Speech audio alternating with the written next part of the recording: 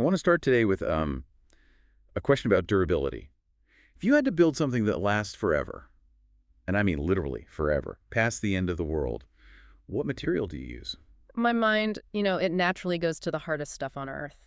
Diamond, maybe graphene, something like titanium. We think about bunkers, right? Thick concrete walls. Right. Things designed to withstand impact. The whole logic of survival is usually about shielding.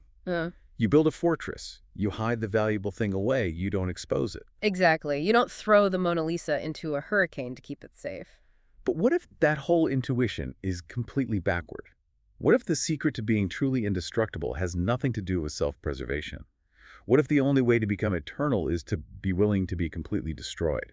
And that is the paradox we're wrestling with today. It's a concept that just flips the script on safety, on legacy, and what it actually means to be strong. We are doing a deep dive into a fascinating and honestly a pretty violent excerpt from the Parinirvāṇa Sutra, specifically Volume 3. And I know when people hear sutra, they think of, chanting, meditation halls, maybe a little incense. It usually evokes a sense of calm, serenity. Yeah, well, throw that out the window for this deep dive. This text reads more like a screenplay for a summer blockbuster. We've got corruption, armed mobs, a warrior king, and a climax that involves a lot of blood. It is surprisingly action-packed, but it's important to remember this isn't just an adventure story. It's a past life account told by the Buddha to answer a very specific, very high-level theological question. So set the scene for us. Where does this conversation even start? Because the Buddha isn't, sitting under the Bodhi tree just beginning his journey here. No, this is at the very end. The Buddha is approaching his final passing, his nirvana. He's surrounded by his monks. His life's work is arguably done. And then he makes a claim that just stops everyone in their tracks. He tells them that his body, the aging physical form they're looking at, is not what they think it is. He says it's not a normal human body. Correct. He calls it a Vajra body, or a diamond body. He describes it as constant, indestructible, and unbreaking. He says it's the Dharma-body itself, not born, not destroyed. Which has to be confusing. I mean, if I'm a disciple standing there and I see my teacher getting older, maybe getting sick, preparing to die, and he says, actually, I'm indestructible, I'm going to have questions. And you wouldn't be alone. The disciple Kāśyapa, he steps up. He's sort of the voice of reason, or the voice of the audience, really. He asks the obvious question. If your body is a diamond indestructible body, how did you get it? Right, because you don't just wake up with a diamond body. There has to be a cause. Exactly. In this worldview, everything is cause and effect. So if the result is eternal indestructibility, the cause must be something equally massive. Kāśyapa wants the recipe. And the recipe isn't like I ate my vegetables or I meditated for 1,000 years. No, the recipe is a story about a king who valued something more than his own skin. So let's fire up the time machine. The Buddha takes Kāśyapa back, way back. The text uses the phrase, immeasurable asaṃkhyeya kalpas. Which is basically Buddhist shorthand for a time span so long your calculator would explode. We're talking deep, deep time. And we land in a world overseen by a Buddha named Joy and Increase Tathāgata. Joy and increase. I mean, the name really sets the tone. This was a utopia. The source material describes the land as broad, pure, tidy. The citizens were wealthy, secure. But the detail that always sticks out to me is that there was no famine. It was a post-scarcity society. Essentially, yes, a world of abundance. Everyone is well-fed, everyone is safe. But as we know from history and fiction, utopias are notoriously hard to maintain. They're fragile. The Joy and Increase Buddha eventually enters nirvana, he passes away.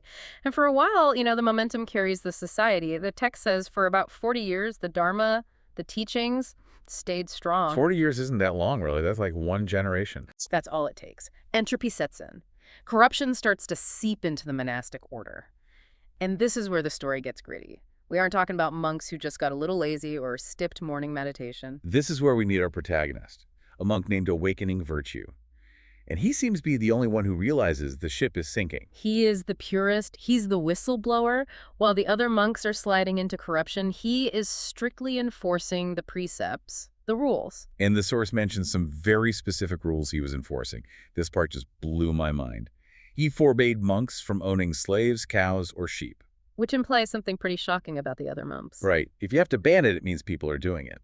So we have monks who are supposed to be ascetics, owning slaves and cattle. It paints a picture of a monastic order that had become, well, a wealthy class, like landlords. They were accumulating property, livestock, servants, breaking the fundamental rule of leaving the worldly life behind.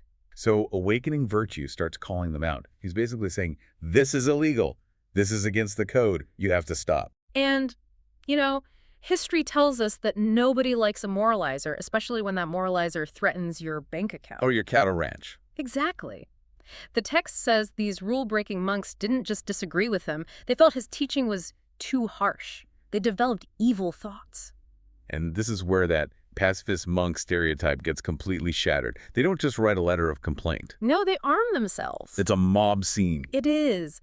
The source lists their weapons. Knives, staffs, and bows and arrows. Just, visualize that.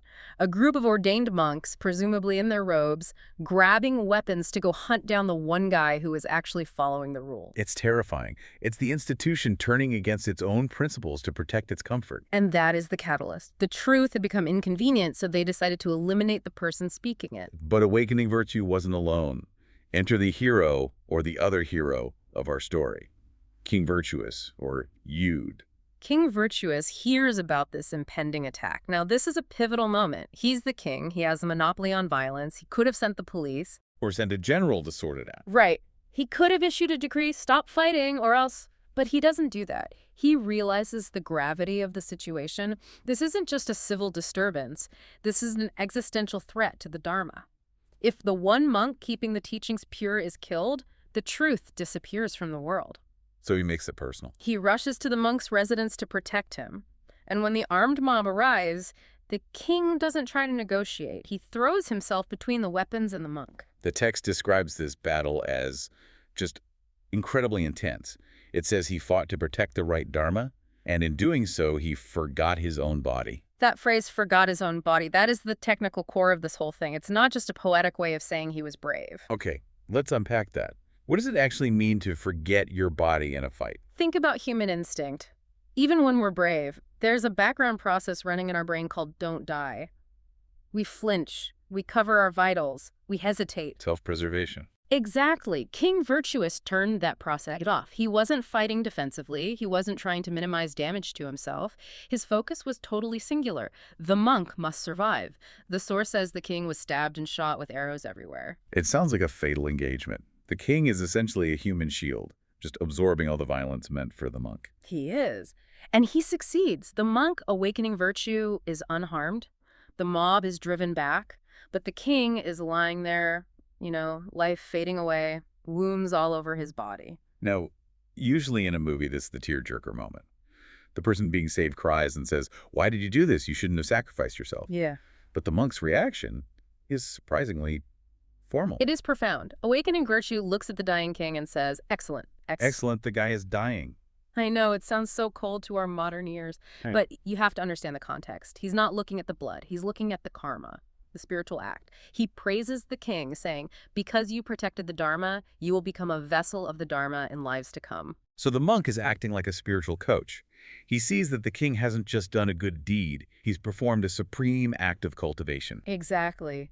The king used her physical body, which is temporary, fragile, and doomed to die anyway, to protect something eternal. That is the ultimate trade-up. And what about the king? He's bleeding out. Is he in pain? Regretting it? Not at all. The text says that upon hearing the monk's words, the king felt great joy.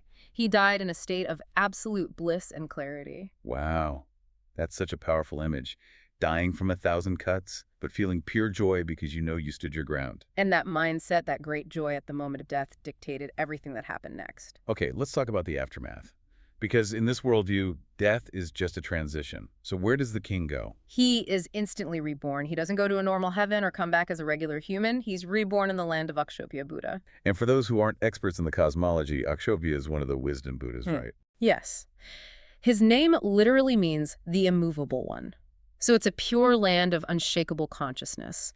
And the king doesn't just arrive as a citizen, he becomes the #1 disciple of Akshobhya Buddha. He goes from a secular king on a battlefield to the chief spiritual disciple in a pure realm. That's a massive promotion. It is, but here's the detail that I think is the most fascinating. What happened to the monk awakening virtue? The guy who started all this. Surely he gets a high rank too. He does. When his life ended, he was also reborn in Akshappi Buddha's land, but he became the number 2 disciple. Wait, hold on. The guy with the sword outranked the monk. Yes. In the hierarchy of that pure land, the warrior king was superior to the strict monk. That seems to flip the usual script. I mean, usually the monk is the holy one and the layperson is just the supporter. Why the switch? It comes down to the intensity of the sacrifice. The monk lived a life of purity and risk, yes. But the king gave everything. He gave his very existence for the Dharma. That total abandonment of the self generated more merit, more spiritual power than simply following the rules. That is a huge takeaway. It suggests that active defense and total sacrifice can actually propel you further than quiet contemplation. Absolutely. It's the warrior spirit. It's the difference between, keeping yourself clean and jumping into the mud to save someone else. And the source mentions it wasn't just the king. What happened to his soldiers, the people who supported him? This is the ripple effect. The king's people, his relatives, the soldiers who fought with him, even the people who just stood on the sidelines and rejoiced, saying, yes, the king is doing the right thing. They all benefited. Just for cheering him on. Yes. They all developed an unretreating Bodhi mind, an irreversible will toward enlightenment.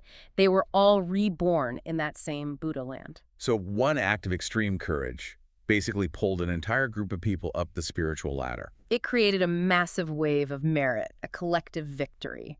But now we get to the twist. Because remember, the Buddha is telling this story to Kāśyapa now, to explain his own body. Right.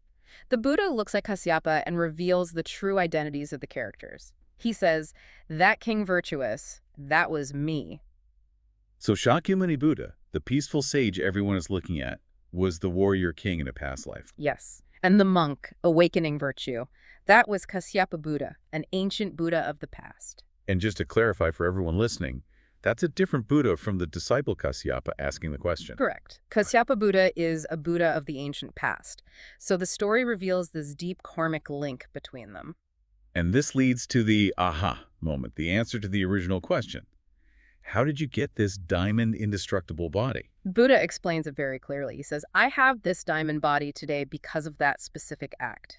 Because he was willing to let his physical body be destroyed to protect the Dharma back then, he achieved a body that cannot be destroyed now. That's the ultimate paradox. To get the body that can't be broken, you have to be willing to let your body be broken. It completely flips the script on self-preservation. We think that to survive, we have to avoid risk, shield ourselves. But this text is arguing that true permanence only comes from a total lack of attachment to the physical form when a higher truth is at stake. Let's unpack this concept of Vajra or diamond a bit more. The source has a reflection section that dives into the metaphor. It's not just about being hard like a rock. No, it compares the king's sincerity to gold and stone.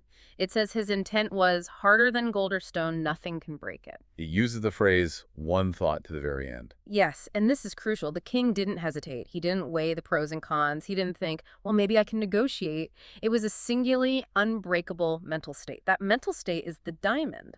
The physical diamond body is just the external result of that internal diamond mind. And the text also mentions fearlessness. It says protecting the Dharma requires being fearless against 1,000 armies. It draws a direct parallel between battlefield courage and spiritual cultivation. Whether you're fighting off armed monks or fighting off your own delusions and bad habits, the requirement is the same. Absolute fearlessness. You cannot retreat. I have to play devil's advocate here. Yeah. We usually associate Buddhism with pacifism, with nonviolence, with sitting quietly. But this story is incredibly martial. It's aggressive in its defense of the truth. How do we reconcile that? It's a great question. And it shows that compassion isn't always nice or passive. Sometimes compassion looks like a king blocking a doorway with his own body to stop a crime. Because if the Dharma is lost, everyone loses. Exactly. If the corrupt monks had won, the truth would have been erased. The path to liberation would have been closed off for everyone. So fighting them wasn't an act of hate, it was an act of preservation. It shows that preserving the truth requires a warrior spirit. You can't just be a passive observer. And the price of that service was his life, but the reward was the Vajra body.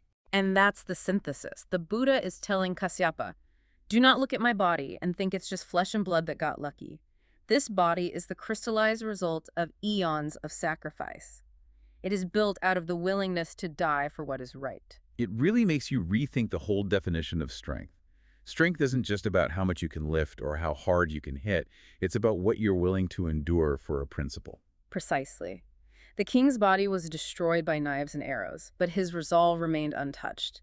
That resolve is what carried over. That resolve is what eventually manifested as the diamond body of the Buddha. So we've gone from a utopian world to a violent uprising to a king sacrificing himself, all the way to the Buddha's final teachings on reality. It's a lot to take in. It is, but the core message is actually quite simple. What stands out to you as the biggest takeaway here?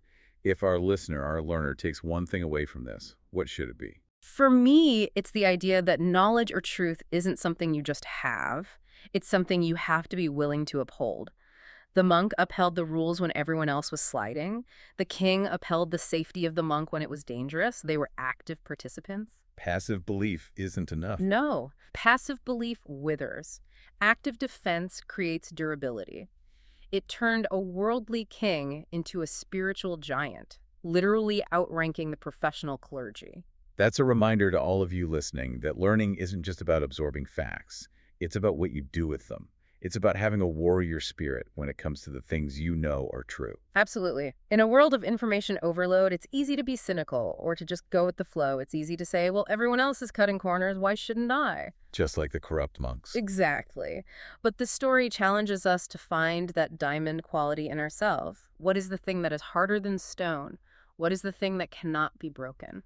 Which brings us to a final thought for you to chew on.